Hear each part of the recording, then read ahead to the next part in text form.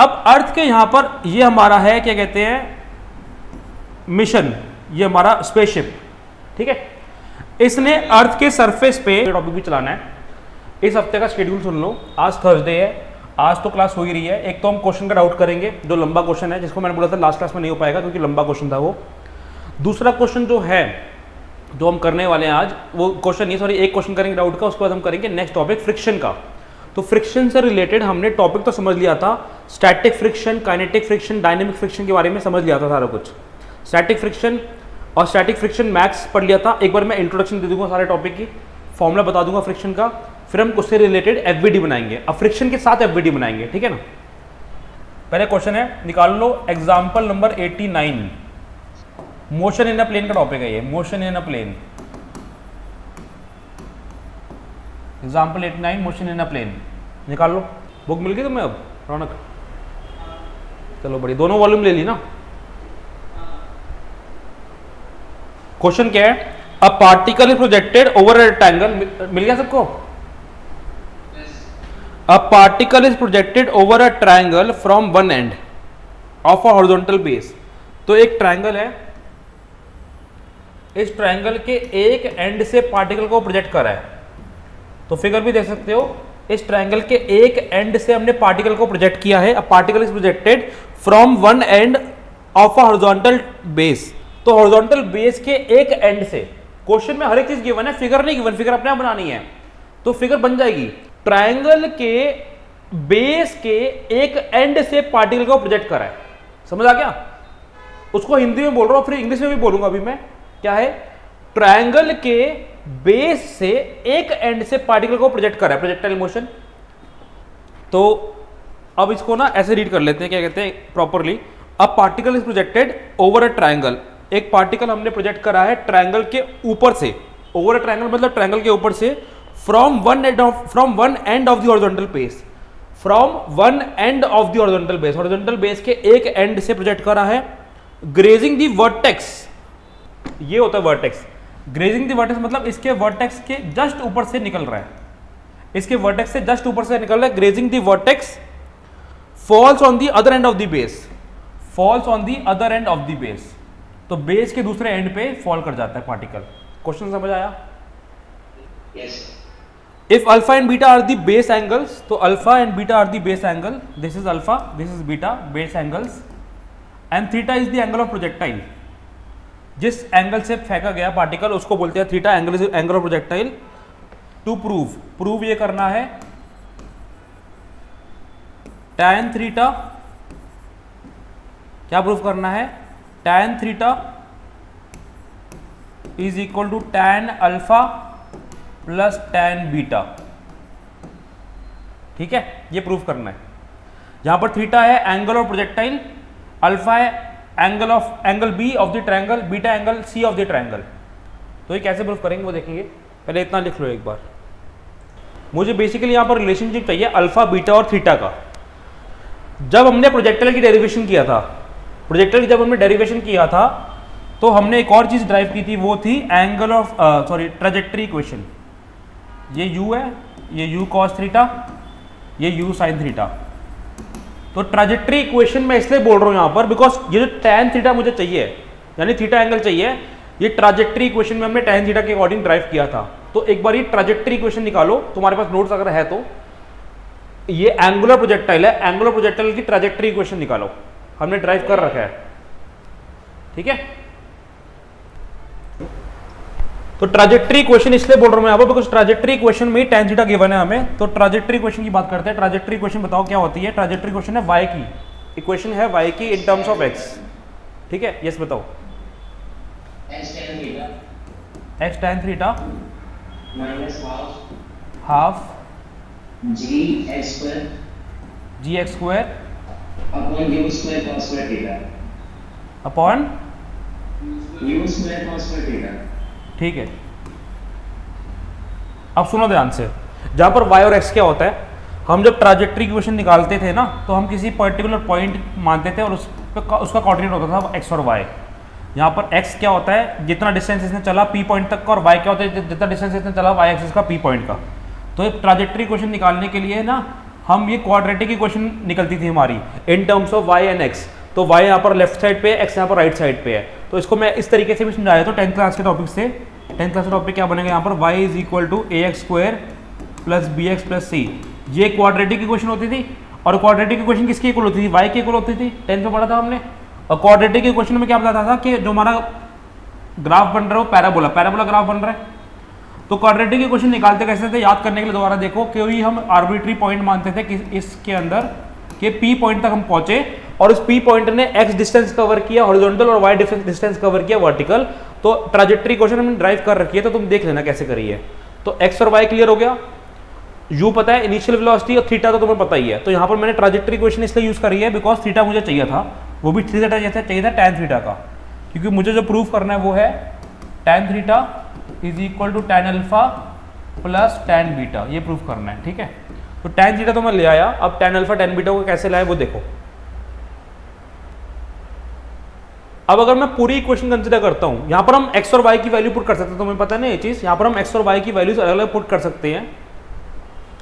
अगर मैं पूरी इक्वेशन कंसीडर करूं, मतलब पार्टिकल b से चला और b पे वापस आ गया, ठीक है। अगर मैं पूरी इक्वेशन कंसीडर करूं यानी पार्टिकल b से चला और b पे वापस आ गया, तो उस केस में हमारा क्या बन जाता है, उस केस में x की वैल्यू क्या हो जाएगी, x की वैल्यू क्या हो जाएगी, पूरी रेंज। ठीक है, पर मैं पूरी रेंज की बात नहीं कर रहा, यहां पर बता दो किसकी बात करता हूं। रुको एक बारी देखो, अगर मैंने एक पर्टिकुलर P पॉइंट की बात करी है तो मुझे ये बताओ कि B से लेकर P तक का डिस्टेंस, यहां तक का डिस्टेंस कितना हुआ, ये डिस्टेंस y हुआ और ये डिस्टेंस x हुआ। ठीक है रौनक, अनिकेत क्लियर है ना। यहां से यहां तक का ये ओरिजिन हो गया ना, ओरिजिन से यहां तक का डिस्टेंस x हुआ, ये y हुआ। ठीक है, अब एक बार हम बात करते हैं अल्फा और बीटा की बात भी कर लेते हैं एक बार साथ में ही। ये पूरा BC कितना क्या होता है बताओगे मुझे, पूरा BC क्या है, पूरी BC क्या होती है, रेंज। अगर ये पूरी BC रेंज है कैपिटल R, तो ये वाली वैल्यू क्या आएगी, R माइनस। ठीक है, अब दोबारा बताओ trajectory equation y is equal to x tan theta minus half gx upon u square cos square theta. ठीक है, ओके, अब आगे बढ़ते हैं। तो एक काम करते हैं हम ना, इस a पॉइंट को मान लेते हैं ना, p पॉइंट ऐसे क्यों माने, यहाँ पर दिक्कत हो जाएगी। इस a पॉइंट को मान लेते हैं ना x और y, क्योंकि हम किसी को भी मान सकते हैं x और y, तो क्योंकि x और y तो कोई आर्बिट्री पॉइंट होता है तो हम उसको a ही मान लेते हैं।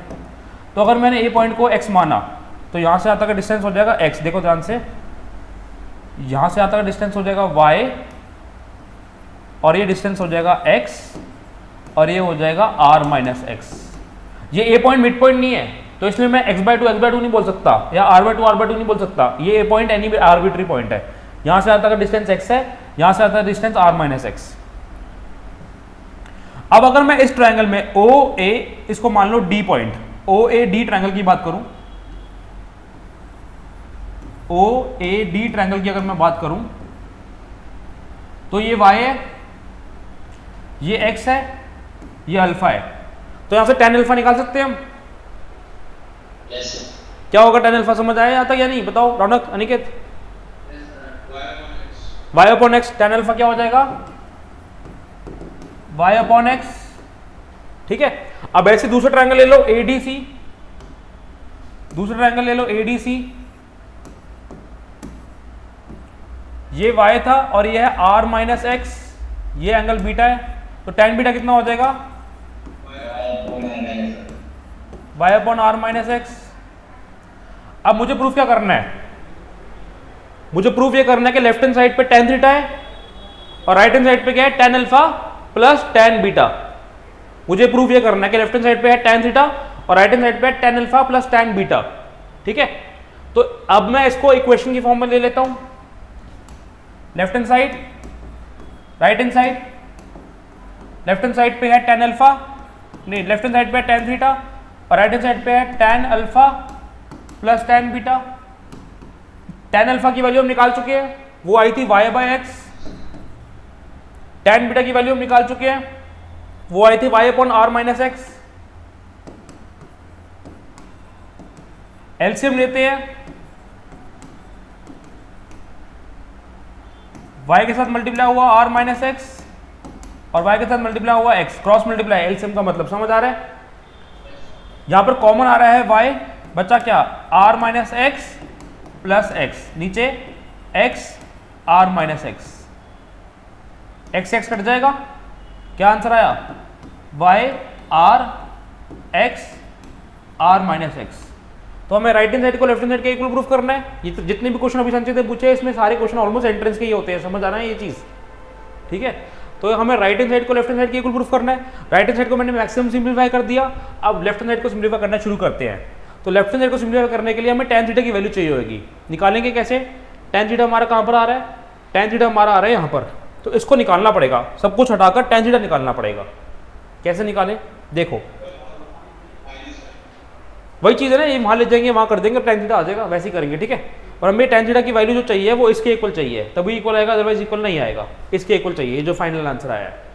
तो एक बार दोबारा लिख देते हैं उस वैल्यू को, वो आ रही है हमारी y is equal to, left hand side पे यहाँ पर है tan थीटा, तो हमारी वैल्यू क्या आ रही है y equal to x tan theta minus 1/2 g x square u square cos square theta. अब यहाँ पर ट्रिको लगेगी, मैं यहाँ पर tan थीटा कॉमन निकालने की कोशिश कर रहा हूँ, देखो ध्यान से, tan थीटा मैंने कॉमन निकाला, कॉमन निकल रहा है tan थीटा, कॉमन निकल रहा है नहीं निकल रहा है tan थीटा, बताओ क्या बचेगा, x minus 1/2 g x square. अगर मैं कॉमन निकाल रहा हूँ न्यूमरेटर से, और यहाँ पर न्यूमरेटर में नहीं है, यहाँ पर तो tan थीटा न्यूमरेटर में है, वो बाहर आ गया, और यहाँ पर tan थीटा न्यूमरेटर में नहीं है, तो वो डिवाइड हो जाएगा। कॉमन निकालने का मतलब यही होता है। तो क्या आंसर आ गया फिर, tan theta x minus 1/2 g x square 1/2 g x square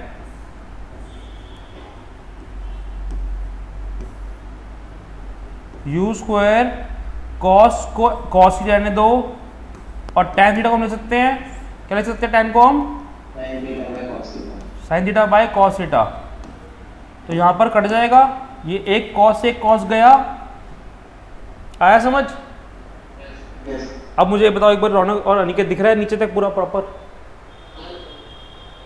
तो अभी आगे करते हैं, खत्म नहीं हुआ, पहले कब सॉल्व कर लेते हैं, फिर देखेंगे आगे क्या बन रहा है। लेफ्ट हैंड साइड ही चल रही है, y is equal to x, y is equal to x, tan theta common आया हुआ है, बचा क्या था ब्रैकेट में x minus 1/2 g x square upon में चेंजेस हो चुके हैं अब, u square sine theta cos theta, u square sine theta into cos theta. अब आइडेंटिटी लग रही है ट्रिको की, 2 साइन थीटा कॉस थीटा, क्या बनता है ये, पढ़ा हुआ है ट्रिको में सबने, है ना। तो ये 2 लिया, ये साइन थीटा लिया, ये कॉस थीटा लिया, क्या बन गया साइन 2 थीटा, ठीक है, क्लियर है निकेत। तो क्या बन जाएगा, y is equal to tan theta, क्या बोल रहे हो, हाँ मैं x कॉमन आ सकता है, पर मैंने कॉमन नहीं लिया बिकॉज मुझे निकालनी tan थीटा की वैल्यू थी, तो मैं tan थीटा ही ले रहा हूँ इसलिए, ठीक है। x माइनस जी एक्स स्क्वायर, अब ये 2 sign theta into cos theta बन गया साइन 2 थीटा, और यू स्क्वायर भी है। अब क्या करेंगे, इसको ले जाओ उस साइड पे, उस साइड में कैसे जाएगा, डिवाइड हो जाएगा ये, ठीक है। हमें किसके इक्वल आना आंसर, हमें आंसर इसके इक्वल आना है, y into r x r minus x. तो मुझे r भी चाहिए, मेरे अभी आंसर में r नहीं आ रहा, मेरे आंसर में अभी r नहीं आ रहा। तो एक बात बताओ पहले तो, r की वैल्यू क्या होती है, रेंज की value u square sine 2 theta by g, आ तो रहा है, u square sine 2 theta by g, आ नहीं रहा, आर उल्टा आ रहा है, तो ये 1/r हो जाएगा, उल्टा आ रहा है ना आर, तो 1/r हो जाएगा। तो इसको हम लिख लेते हैं 1/r, y is equal to tan theta x minus x square by r। अब तुम एक्स चाहो तो कॉमन भी ले लो, जो करना कर लो, अब ऑलमोस्ट सोल्व हो ही गया हमारा एक तरह से। तो अब एलसीएम ले लेते हैं इसका आर का, तो मैंने यहीं पर सॉल्व कर रहा हूँ, एलएचएस आरएचएस छोड़ो, ये एलएचएस चल रहा है, यही सॉल्व कर देता हूँ इसको आगे। y equal to tan theta, ठीक है, x भी बाहर ले लेते हैं, चलो x ले लिया बाहर, बचा क्या 1 minus x by r, x tan theta r minus x by r y। अब tan थीटा की वैल्यू निकाल ली थी, तो y इंटू आर, ये वहां जाकर मल्टीप्लाई हो जाएगा, y इंटू आर, नीचे आ जाएगा x into r minus x, that is equal to tan theta. Shifting करा है बस, तो ये किसकी वैल्यू आई tan थीटा की, और ये वैल्यू किसकी इक्वल आनी चाहिए थी, इसकी इक्वल आनी चाहिए थी, वही आ रही है, देखो ध्यान से, y into r upon x into r minus x, और ये वैल्यू वही बन रही है y into r upon x into r minus x. Clear हुआ अनिकेत, हुआ क्लियर? तो ये लिख लो क्वेश्चन पूरा। आज का टॉपिक शुरू करते हैं। आज की क्लास का टॉपिक है फ्रिक्शन, उससे रिलेटेड जितने भी क्वेश्चन हमने पहले भी पढ़े थे, जितने भी हमने एफबीडी बनाए थे पहले, वही एफबीडी दोबारा बनाएंगे फ्रिक्शन की मदद से। जितने भी एफबीडी अब तक हमने सीखे हैं, स्ट्रिंग के, पुली के, अगर फ्रिक्शन लग जाए तो एफबीडी में क्या चेंजेस आएंगे वो पढ़ते हैं, ठीक है? तो ध्यान से देखो, फ्रिक्शन के बारे में बताया हुआ मैंने। अच्छा, क्लास तुमने ली थी फ्रिक्शन की या नहीं ली थी? वो क्लास रिकॉर्ड हुई है, मैं तुम्हें भेज दूंगा अलग से।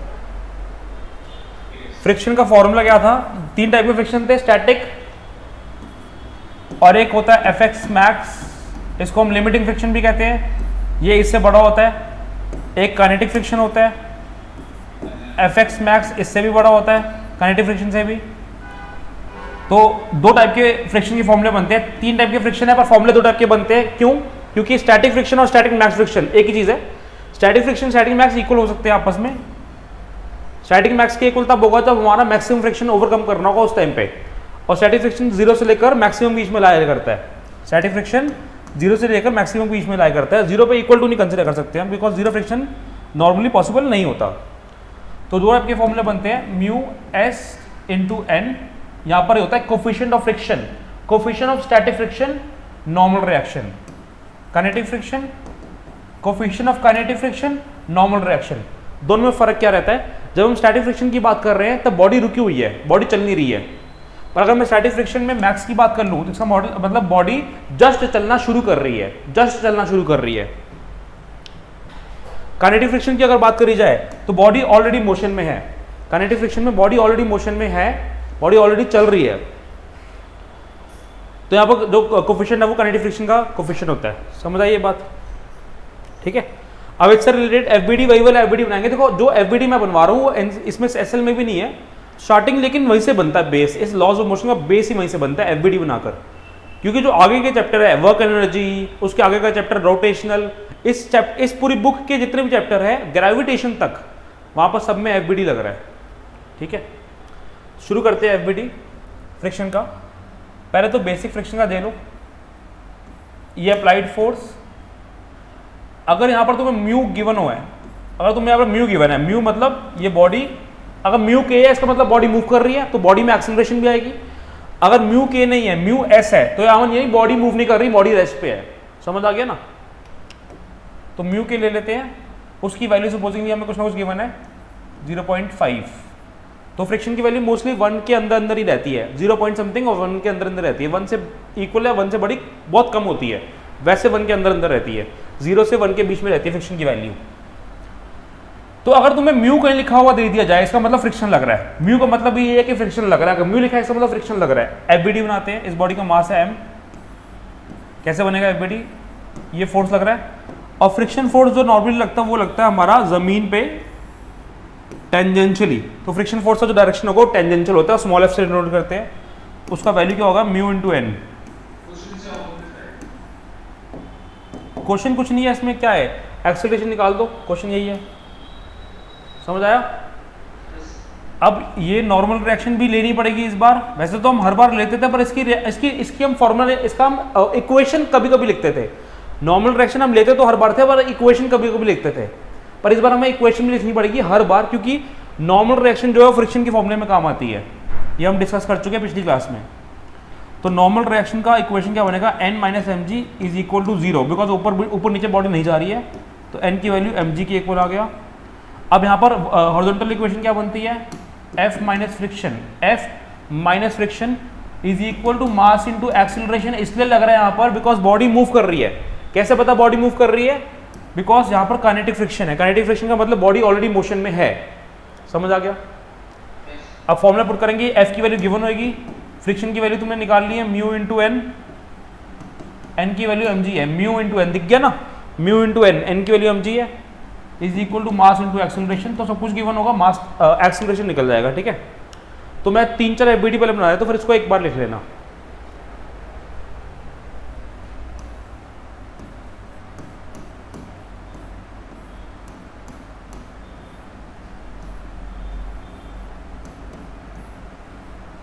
इस टाइप के क्वेश्चन भी करे हमने। ठीक है, इन सबका फ्रिक्शन का कोफिशिएंट म्यू ही है। वैसे फ्रिक्शन अलग भी हो सकता है। फ्रिक्शन अलग इसलिए हो सकता है बिकॉज जमीन अलग नहीं है, यानी रोड अलग नहीं है। फ्रिक्शन इसलिए अलग हो सकता है बिकॉज बॉडी का मास अलग अलग हो सकता है, मतलब बॉडी की नॉर्मल रिएक्शन अलग अलग हो सकती है, तो इसलिए फ्रिक्शन अलग हो सकता है, क्योंकि नॉर्मल रिएक्शन डिपेंड करता है ना फ्रिक्शन, इसलिए। ठीक है, तो बॉडी का अगर मास भी अलग ले ले तो नॉर्मल रिएक्शन भी अलग आएगी, तो फ्रिक्शन की वैल्यू भी अलग बन सकती है। तो ये फ्रिक्शन, यस बताओ। नहीं, फ्रिक्शन पे बॉडी की शेप पे फर्क नहीं पड़ता। अगर बॉडी एक पॉइंट से भी जमीन पे खड़ी है या फिर पूरी बॉडी ऐसे खड़ी है, शेप पे फर्क नहीं पड़ता। बट उसके अंदर भी एक कंडीशन आती थी, ये हमने प्रॉपर्टीज पढ़ी थी फ्रिक्शन की पहले, उसमें भी कंडीशन आती है कि बॉडी बहुत तेज नहीं मूव होनी चाहिए और बहुत कम नहीं मूव होनी चाहिए। इसकी मैंने वीडियो अभी रिसेंटली यूट्यूब पे डाली हुई थी फ्रिक्शन की, तुम वहाँ से भी दे सकते हो। ये वीडियो रिकॉर्डेड है, अभी जो हमारी कल परसों वीडियो डाली है इसी की है, वो याद आ गया मुझे कि अगर बॉडी की स्पीड बहुत ज़्यादा या बहुत कम नहीं होनी चाहिए, मीडियम स्पीड हो, तो बॉडी का जो फ्रिक्शन है वो शेप साइज पे डिपेंड नहीं करता। ठीक है, ये प्रॉपर्टी पढ़ी थी हमने। तो फ्रिक्शन अलग अलग मान लेते हैं सबका, अलग अलग फ्रिक्शन। ठीक है, तो अब एफबीडी देखो कैसा बनेगा। तुम लोगों को एफबीडी अपना बना सकते हो, इसका कोई दिक्कत नहीं है। बॉडी ये सिस्टम यहाँ जा रहा है विद एक्सीलरेशन है, तो तीनों का एफबीडी बना रहा हूँ मैं, चारों का FBD. m1 normal reaction, weight of the body, tension T1 T2 T3, 3 tension आ रही है, एक फ्रिक्शन लग रहा है। देखो फ्रिक्शन की डायरेक्शन हमेशा बनाएंगे जमीन से, यानी टेंजेंशियल बनेगी फ्रिक्शन डायरेक्शन, हमेशा टेंजेंशियल होनी चाहिए। और कुछ बन रहा है इसमें बताओ, और कोई फोर्स लग रहा है इसके अंदर? नहीं, बस काफी। ठीक है, तो normal minus normal direction n1 मान लेते हैं, minus m1g is equal to 0, तो यानी normal reaction equal to m1g। ठीक है, अब ये बॉडी राइट साइड जा रही है लेफ्ट साइड जा रही है, बताओ कहाँ जा रही है? राइट। तो फिर कौन सा फोर्स पहले लेंगे? T1 लेंगे। T1 माइनस फ्रिक्शन फोर्स, यही है, और तो ही नहीं है इसके अंदर, is equal to mass into acceleration. और फ्रिक्शन फोर्स की वैल्यू कैसे निकाली जाएगी? फ्रिक्शन फोर्स की वैल्यू कैसे निकाली जाएगी? म्यू इनटू नॉर्मल रिएक्शन, ये पुट कर देना। समझ आया? Yes. अब M2 का एफबीडी बना रहा हूँ, M3 का एफबीडी, ये पूरा एफबीडी पर मैं बना देता हूँ, फिर तुम ये अपना भी करना। मैं तो तुम्हें रिकमेंड करूँगा तुम ये वाला एफबीडी अपना बनाना, क्योंकि ये एफबीडी इस टाइप की तुम बहुत बार बना चुके हो अपनी उसमें, है ना, तो इसलिए। अब M2 का एफबीडी देख लो क्या इसके अंदर। मैं बताऊँ कितने इक्वेशन, देखो जितने बॉक्स उतने एफबीडी, राइट। 1 2 3 4 4 बॉक्सेस है, 4 इक्वेशन बन रही है हॉरिजॉन्टल की, और M4 की तो वर्टिकल की इक्वेशन बनेगी। ठीक है ना, तो 4 इक्वेशन जो हॉरिजॉन्टल की बन रही है, यानी 4 चीजें निकल सकती है। तो यहां पर 4 चीजें कौन सी निकालने को आ सकती है? टेंशन 1, टेंशन 2, टेंशन 3, एक्सेलरेशन, 4 चीजें हो गई। ठीक है, M2 में टेंशन 2 यहां जा रहा है, टेंशन 1 यहां जा रहा है, normal reaction, weight of the body, और एक और फोर्स भी है फ्रिक्शन फोर्स। और कुछ बचा है? तो normal reaction is equal to m2g, vertical motion. अब T2 minus T1 minus friction, T2 minus T1 minus friction, T2 minus T1 minus friction is equal to mass into acceleration. T2 minus T1 minus friction is equal to mass into acceleration. Friction की value यहां पर कौन सी आ रही है, mu into normal reaction, ठीक है। अब ऐसे ही M3 बॉडी का FBD T3 T2 सेम बनेगा और इसमें M4 को भी इस तरह से बना सकते हो। अब तो तुम चाहो तो अपने आप बना सकते हो, तुम्हें इतना समझ आ चुका है, अब सारी चीजें अपने आप कर सकते हो। Tension 3 tension 2 friction normal reaction weight of the body. तो tension 3 minus tension 2 minus friction is equal to mass into acceleration. Normal reaction is equal to mg, friction is equal to mu into N. कोई दिक्कत यहां तक?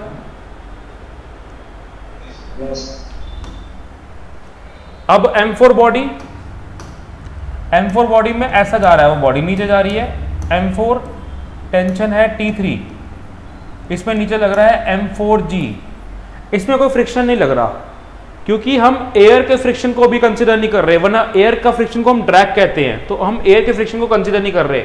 ये वाली body किसी surface से attach नहीं है, तो अगर ये किसी सरफेस के कांटेक्ट में नहीं है तो सरफेस का फ्रिक्शन नहीं लग रहा। हम अभी सरफेस से फ्रिक्शन की बात करते हैं, पर एयर का फ्रिक्शन भी आता है, वाटर का फ्रिक्शन भी आता है, उसके बारे में हम डायनेमिक्स में बात करेंगे। ये भी डायनेमिक्स ही चल रहा है, पर वो नेक्स्ट बुक का टॉपिक है, अभी नहीं करेंगे उसके बारे में बात। तो इसलिए हम एयर के फ्रिक्शन को नेग्लिजिबल मानते हैं अभी। यस बताओ, दोबारा बताना।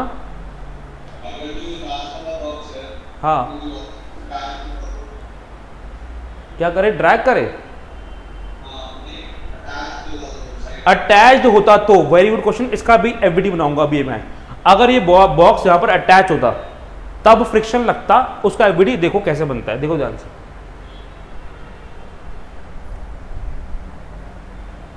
एक अटैच वाले मैं 2 क्वेश्चन कराऊंगा अभी, देखना। इसमें एफबीडी का करते हैं, 2 क्वेश्चन करवाता हूं उसमें मैं एफबीडी के।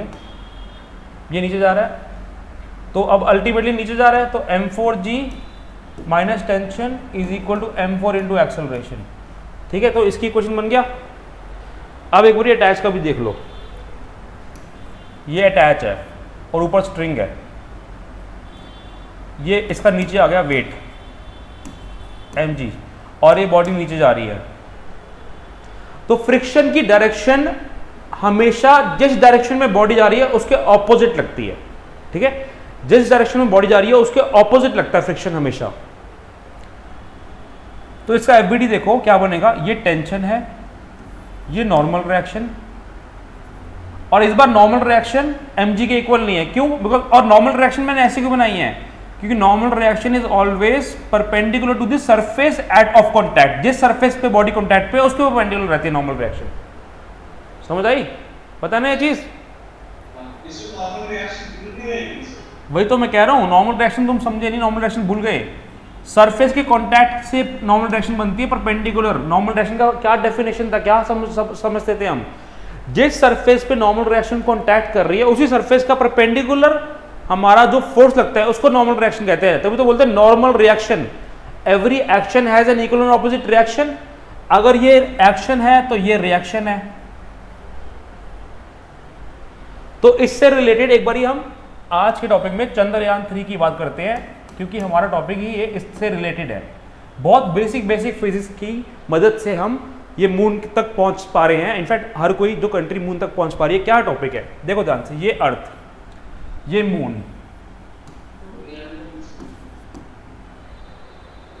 करें शुरू। अब अर्थ के यहां पर ये हमारा है, क्या कहते हैं, मिशन, ये हमारा स्पेसशिप, ठीक है। इसने अर्थ के सरफेस पे शुरू की अपनी कहानी। अब थ्रस्टर्स होते हैं इसके अंदर जो नीचे थ्रस्ट प्रोवाइड कर रहे हैं, थ्रस्टर्स जो नीचे थ्रस्ट प्रोवाइड कर रहे हैं, जिसकी वजह से ये बॉडी ऊपर जा रही है। तो every action has an equal and opposite reaction.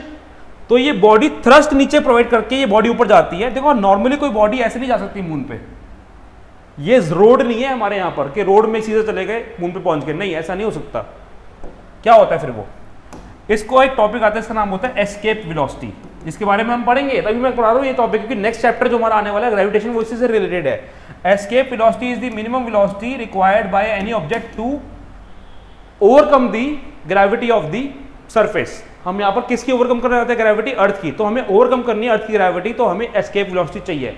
तो एस्केप वेलोसिटी मिनिमम जो होती है उसकी वैल्यू एक नॉर्मली होनी चाहिए 11.2 किलोमीटर पर सेकेंड, पर ये बहुत बड़ी वैल्यू है।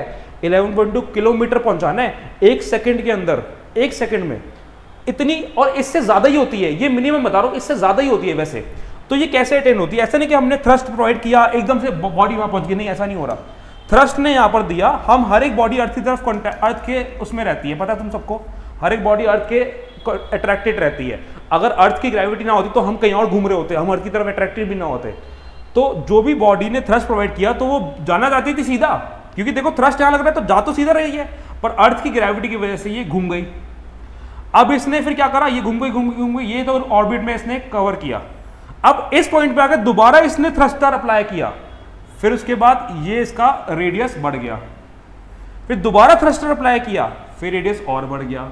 ये 5 मैन्यूवर कराए, ये चंद्रयान 3 ने 5 मैन्यूवर करके, 5वें मैन्यूवर के बाद ये चला गया, देखो ध्यान से, 5वें मैन्यूवर के बाद ये चला गया मून के ऑर्बिट की तरफ। अब प्रॉब्लम ये आती है कि मून के पहुंचते टाइम इसका जो स्पीड है वो बहुत तेज है, बिकॉज मैन्यूवर इतना तेज कर रखा है, थ्रस्टर इतना अप्लाई कर रखा है कि ये इसके ऑर्बिट में अगर पहुंच भी जाता है तो हो सकता है कि इसके ऑर्बिट से बाहर ही निकल जाए। क्यों? क्योंकि मून की ग्रेविटी अर्थ के कंपैरिजन में बहुत कम है, 1/6 पड़ा रखा है ना।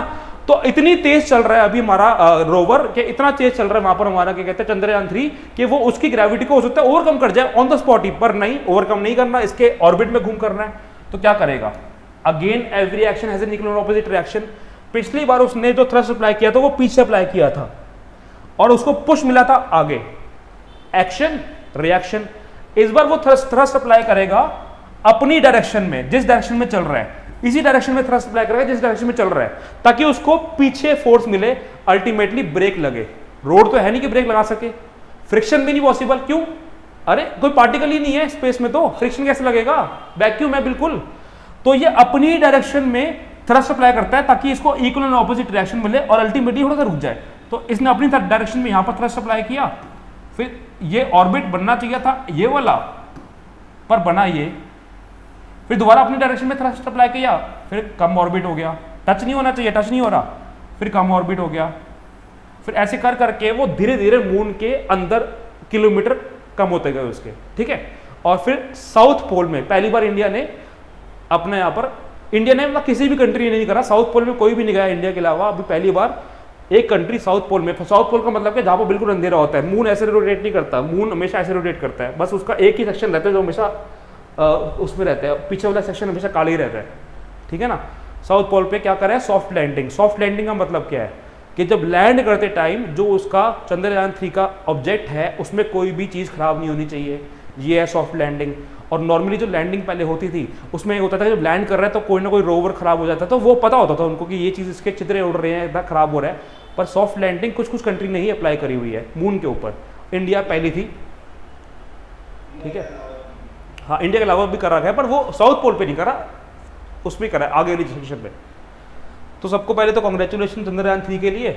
तो ये एक बेसिक सा रूल लग रहा है, अभी तो बहुत सारी फिजिक्स लगती है इसके अंदर, पर मैंने तो तुम्हें एक ही फिजिक्स बताई, वो है every action has an equal and opposite reaction. आया समझ?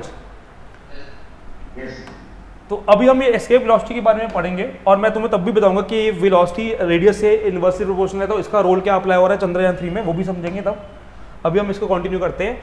तो नॉर्मल रिएक्शन यहाँ क्यों लग रही है? बिकॉज ये जो ऑब्जेक्ट है ये यहाँ पुश मार रहा है वॉल की तरफ, तो वॉल उसको यहाँ पर नॉर्मल रिएक्शन देखिए, every action is equal opposite reaction.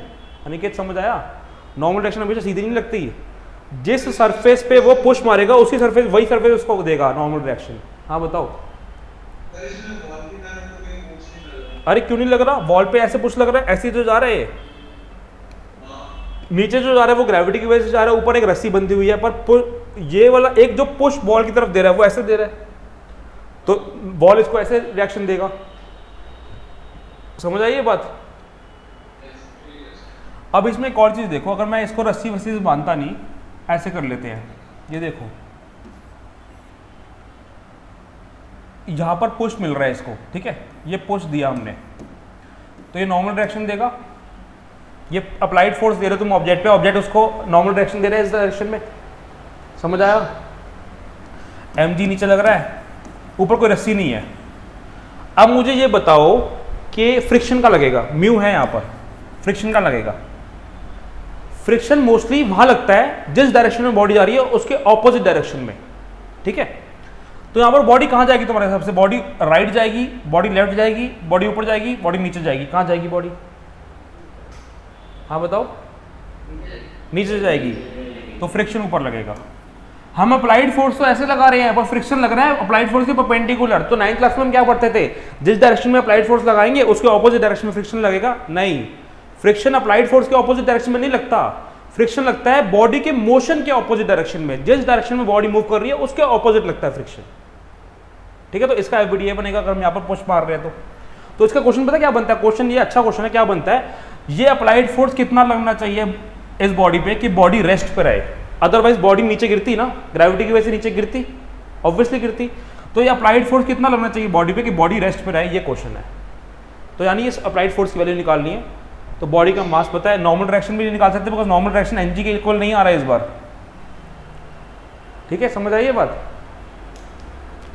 तो सारा लिखो जल्दी से। एफबीडी इस बॉडी का बनाना है हमने, यहाँ से फ्रिक्शन का चल रहा था, यहाँ से शुरू कर दो।